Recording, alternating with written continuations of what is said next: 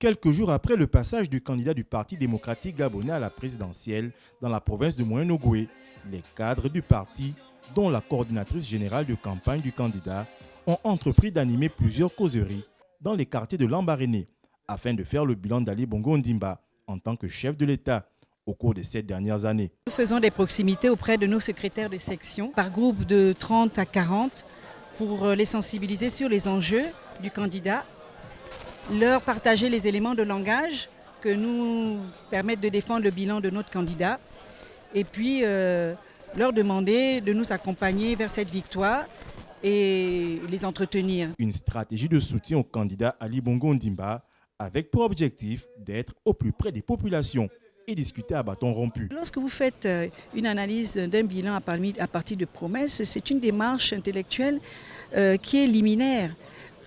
Quand on lance une campagne, on part à partir de promesses. C'est comme en matière financière, on fait des prévisions. Mais après, on a les résultats. Vous voyez, moi, je pense que ce sont des promesses qu'il faut faire.